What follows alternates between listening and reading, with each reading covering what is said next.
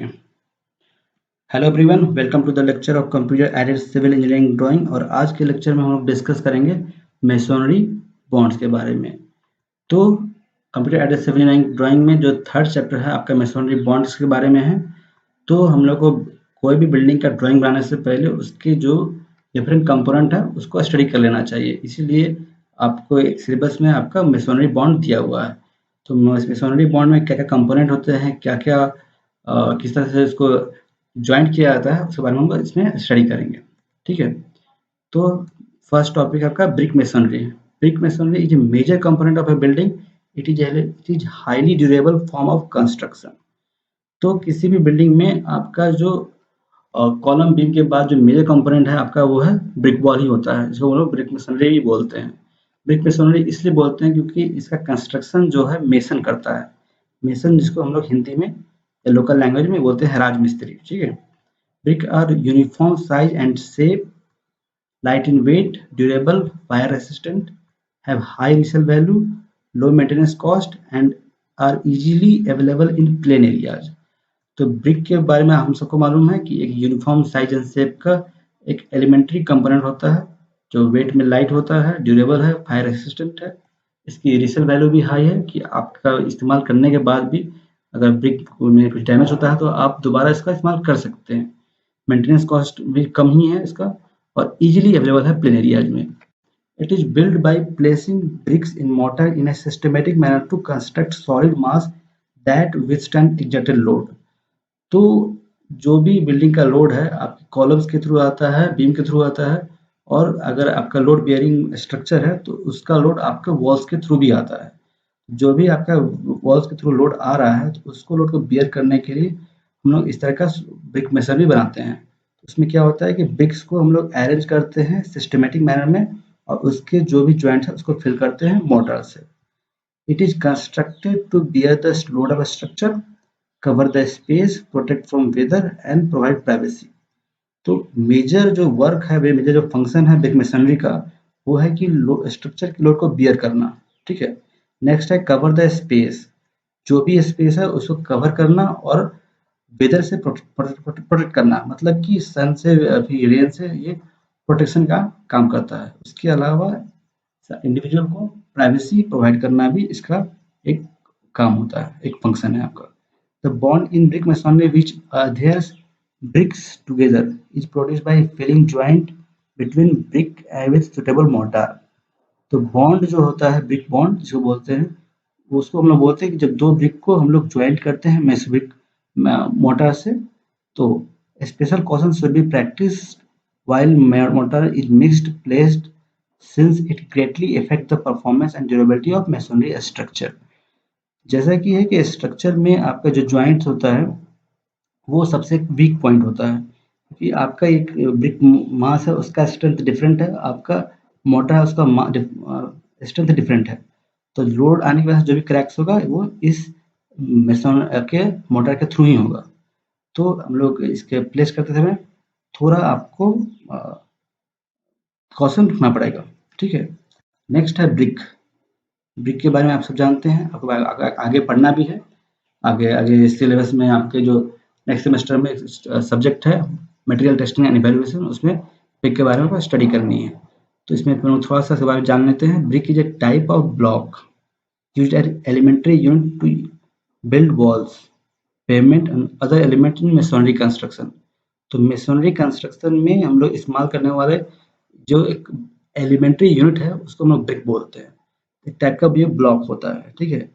तो brick size based on IS 10077 specification, जो कि है common burnt clay building bricks का। The standard modular size of common building bricks is 190 into 90 into 90 mm और 190 into 90 into 40 mm। ठीक है। तो ब्रिक का जो साइज है वो किस ब्रिक का, common burnt clay building brick का, मतलब कि जो क्ले से हम लोग क्ले को बर्न करके जो ब्रिक बनाते हैं उसका जो साइज है, नॉमिनल साइज है 190 mm length, 90 mm width, 90 mm height. 40 mm height भी इस्तेमाल कर सकते हैं, लेकिन पॉपुलर आपका यही है। ठीक है। The size of non modular bricks is 230 into 110 into 70 mm और 230 इंटू 110 इंटू 30 mm। इस तरह के जो है ये इसको बोलते हैं नॉन मॉड्यूलर ब्रिक साइज। मतलब ये लोकल एरिया में जो बनाए जाते हैं वो एज पर स्टैंडर्ड नहीं होते हैं, पर इस तरह के भी ब्रिक बहुत जगह इस्तेमाल किए जाते हैं। Other type of popular bricks used in construction are fly ash bricks. तो जो थर्मल पावर प्लांट में कोल का इस्तेमाल करते हैं, कोल को बर्न करने के बाद जो एशेस निकलता जो राख निकलता है, तो उस वेस्ट मटेरियल को हम लोग यूटिलाइज करते हैं कंस्ट्रक्शन में। तो उस वेस्ट मटेरियल को बोलते हैं फ्लाई ऐश। तो फ्लाई ऐश से जो ब्रिक बनता है उसको बोलते हैं फ्लाई ऐश ब्रिक। ये भी एक टाइप का ब्रिक है। उसके अलावा कंक्रीट ब्रिक भी आता है, सीमेंट सैंड एग्रीगेट को मिक्स करके बनाते हैं हम लोग कंक्रीट ब्रिक। उसके अलावा हॉलो ब्रिक भी आते हैं, जिसमें हम लोग होल छोड़ देते हैं। होल का पर्पस होता है कि ये थर्मल और साउंड इंसुलेशन का काम करता है। मतलब कि बाहर की हीट जो है वो अंदर नहीं आएगी और आपका जो अंदर का साउंड है वो बाहर नहीं जा पाएगा हॉल होने की वजह से। इसके अलावा सैंड लाइम ब्रिक भी होता है, जिसमें सैंड और लाइम से के मिक्सचर से बनाया जाता है। तो इस तरह के बहुत सारे डिफरेंट टाइप के ब्रिक्स आते हैं। फिर हम लोग को मेन पर्पस है इन ब्रिक्स को ज्वाइन करके ब्रिक मेसोनरी बनाना। ठीक है, तो ब्रिक मेसोनरी के ज्वाइन करने के लिए जो भी हम लोग मोटर का इस्तेमाल करते हैं, तो mortar is a workable paste which is used to bind building blocks such as stones, bricks and concrete masonry units to fill and seal the irregular gaps between them, and sometimes to add decorative colors or pattern to masonry wall. It is a mixture of fine aggregate and binder. तो motor जो है आपका fine aggregate and binder का mixture है। मतलब fine aggregate यहाँ पे sand को बोलते हैं और बाइंडर बोलेंगे सीमेंट को। तो सैंड और सीमेंट का मिक्सचर है, तो इसके बनाकर हम लोग ऐसा पेस्ट बनाते हैं जो कि वर्केबल हो। वर्केबल होने का मतलब है कि ज़्यादा स्टिफ भी नहीं होना चाहिए, ज़्यादा खड़ा भी नहीं होना चाहिए और ज़्यादा ज़्यादा आपका फ्लोएबल भी नहीं होना चाहिए। मतलब कि ज़्यादा पानी भी इस्तेमाल नहीं करना है। इतना हो कि हम लोग इजीली इसको प्लेस कर सके, कॉम्पैक्ट कर सके। ठीक है, तो हम लोग वर्केबल पेस्ट बनाते हैं इसका, और इसी वर्केबल पेस्ट का इस्तेमाल करते हैं जॉइंट्स को फिल करने के लिए। स्टोन्स का, अगर स्टोन का मेसोनरी बनानी है, ब्रिक मेसोनरी बनानी है या कंक्रीट ब्लॉक्स की मेसोनरी बनानी है, तो उस केस में।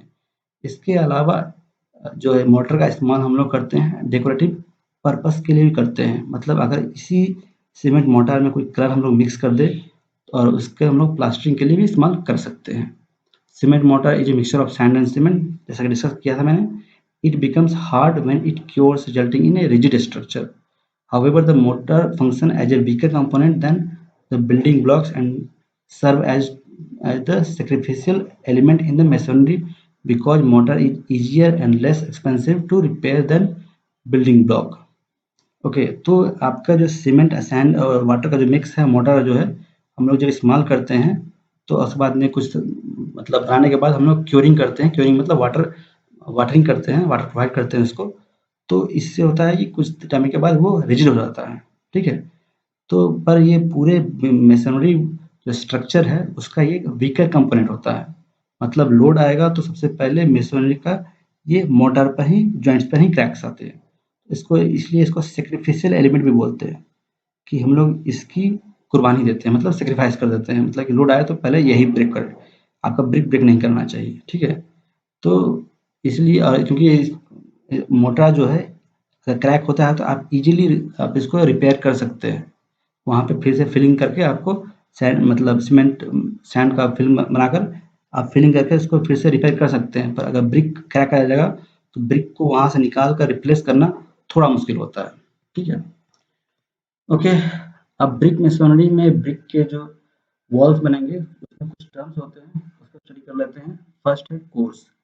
ए course is a horizontal layer of brick और स्टोन्स। तो जो एक लेयर जो हम लोग ब्रिक का जो लेइंग करते हैं तो उसको हम लोग बोलते हैं कोर्स। ठीक है, जैसे ये हो गया first course, second, third, fourth, fifth, sixth.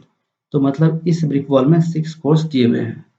If it is the surface bed, it is the surface of the stone perpendicular to the line of pressure. It indicates the lower surface of brick or stone in each course.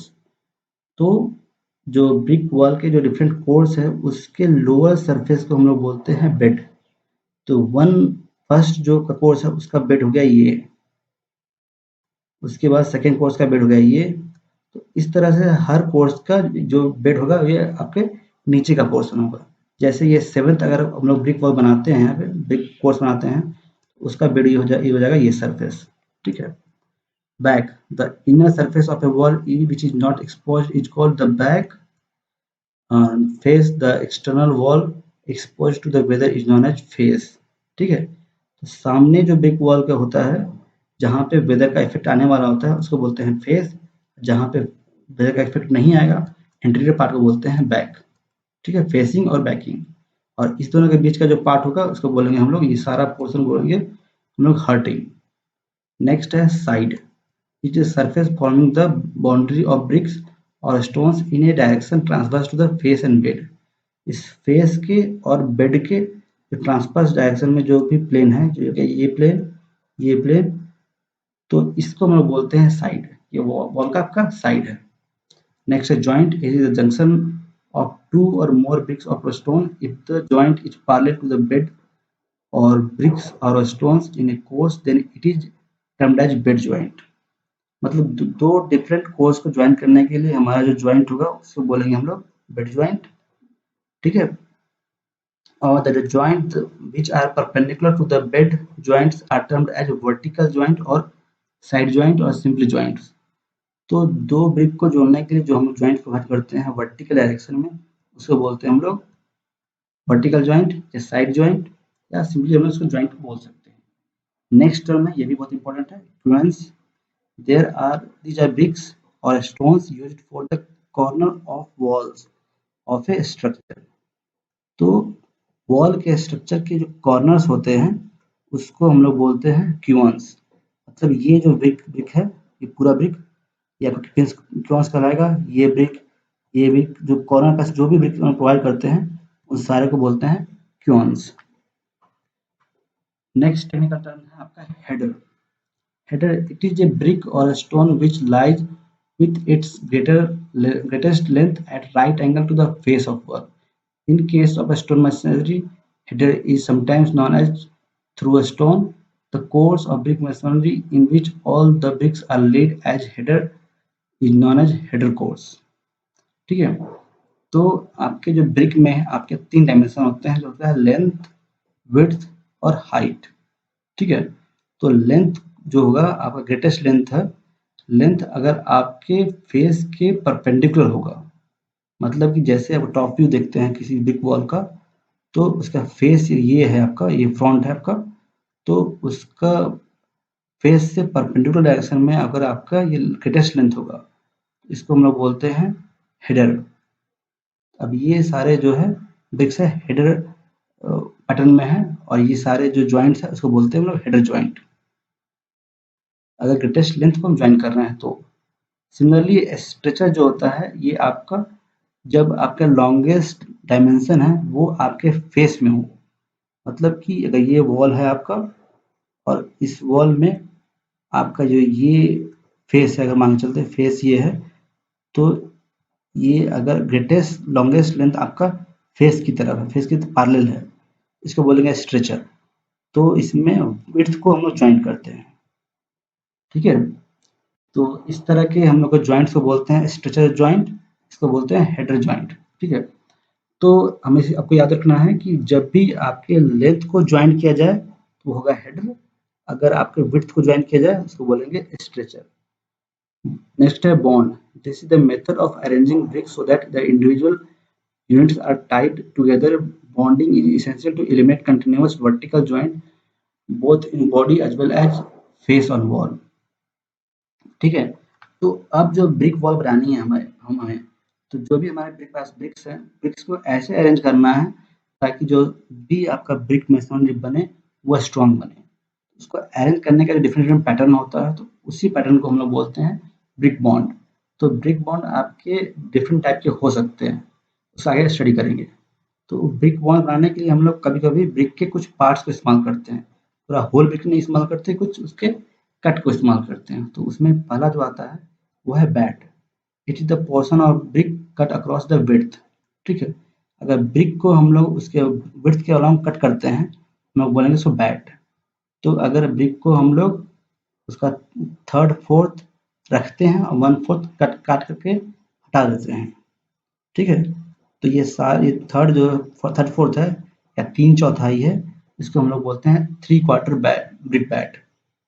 ठीक है, अगर हम लोग 1/4 रखते हैं, बाकी 3/4 निकाल देते हैं, इसको बोलेंगे क्वार्टर ब्रिक बैट। नेक्स्ट है closer. It is the portion of brick cut lengthwise in such a manner that its long face remains uncut. मतलब कि जब हम लोग उसके लेंथ वाइज कट करते हैं तो उसको क्लोजर बोलते हैं। तो अगर हम लोग जस्ट हाफ करते हैं ब्रिक को लेंथ वाइज, इसको बोलते हैं क्वीन क्लोजर।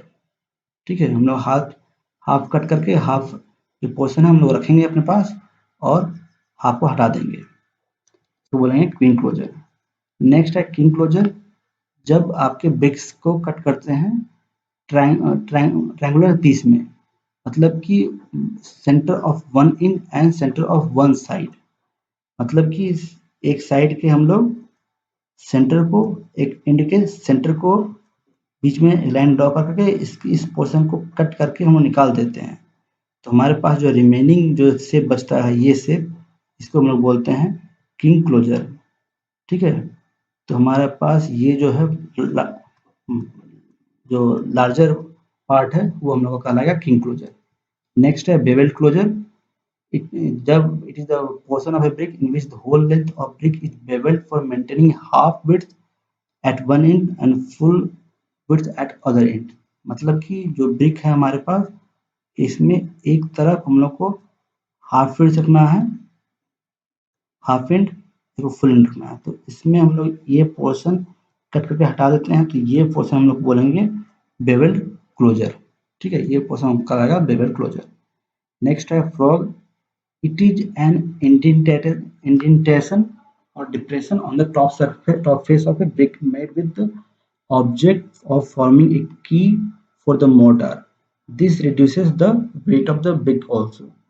तो ब्रिक के टॉप सरफेस पे हम लोग थोड़ा सा इंडेंटेशन कर देते हैं या डिप्रेशन कर देते हैं। ठीक है, तो ये डिप्रेशन है, इसकी वजह से होता है कि ये ब्रिक में अगर इस तरह का ये डिप्रेशन रहेगा तो ज्वाइंट के टाइम में जब ज्वाइंट करेंगे तो मोटर इसमें फिल हो जाता है, और फिल हो जाता है तो एक तरह से ये की का काम करता है, मतलब कि वो उसको मूवमेंट करने से रोकता है और वो बॉन्ड को ब्रेक होने से भी रोकता है। तो हमारा फ्रॉक का यहाँ बेनिफिट मिलता है। उसके अलावा जो फ्रॉक में मटेरियल आप हटा देंगे, कुछ सॉइल मतलब सॉइल का जो सॉइल जो बनाते हैं हम लोग, वो हम लोग मटेरियल हटा देने पर इसका होता ये है, इसका वेट भी लाइट हो जाता है, और इस स्पेस में हम लोग जो मैन्युफैक्चरर होता है उसका अपना नाम या लोगो यहाँ प्रोवाइड कर सकता है। ये बेनिफिट होता है फ्रॉक का, तो हम लोग इस डिप्रेशन को ही बोलेंगे फ्रॉक। नेक्स्ट टॉपिक है पोजीशन ऑफ ब्रिक। ठीक है, तो अब है कि जो ब्रिक के शेप के अकॉर्डिंग हम लोग किस तरह से उसको प्लेस कर रहे हैं, तो उस पर डिपेंड करता है कि उसका पोजीशन क्या है। तो हम लोग का जो ब्रिक है, ब्रिक में आपका लेंथ होता है, विड्थ होता है और डेप्थ होता है। तो लेंथ और विड्थ डेप्थ में हम लोग किस फेस में हम लोग उसको पोजीशन में हम लोग उसको प्लेस कर रहे हैं, उस पर डिपेंड करता है कि आपका ब्रिक बॉन्ड कैसा बनेगा।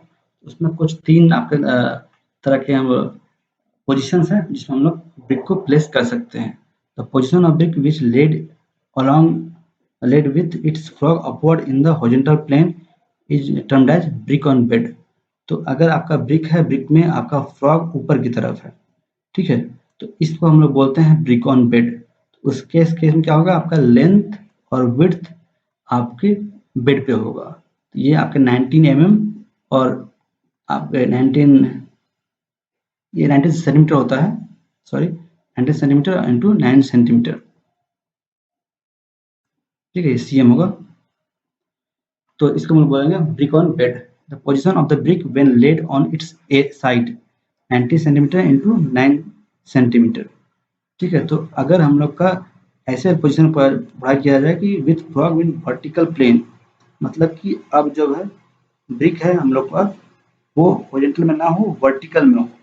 अगर फ्रॉग आपके सामने हो, इसको बोलेंगे हम लोग ब्रिक ऑन एज, इसके एज पे है, बेड पे नहीं है। ठीक है, the position of brick when laid on its side 99 centimetre into 9 centimetre with frog in the vertical plane is called brick on end. Means अगर ब्रिक हम लोग इस तरह से खड़ा हो लेंथ वाइज और उसके एंड पे हो, मतलब कि यहाँ पे 9 mm इंटू 9 mm के बेस पर, तो इसको इस तरह का लेइंग करने को हम बोलते हैं ब्रिक ऑन एंड। ठीक है, तो मेनली वॉल में हम लोग यही इस तरह का ब्रिक ऑन बेड ही इस्तेमाल करते हैं। कुछ वॉल्स में अगर आपको पार्टीशन वॉल प्रोवाइड करनी है या पैरापेट वॉल प्रोवाइड करनी है, उस केस में हम लोग ब्रिक ऑन एज प्रोवाइड कर सकते हैं। इसको लोकल लैंग्वेज में बोलते हैं खरंजा ब्रिक, खरंजा ईंटा। ठीक है, इसके अलावा हम लोग इसके एंड पे भी प्रोवाइड कर सकते हैं हम लोग पैरापेट वॉल्स में। ठीक है, ओके, तो इस लेक्चर में इतना ही रहने देते हैं। इसके बाद ब्रिक मैसोनरी पार्ट 2 में डिफरेंट टाइप की मैसोनरीज के बारे में हम लोग डिस्कस करेंगे। ठीक है, ओके, थैंक यू।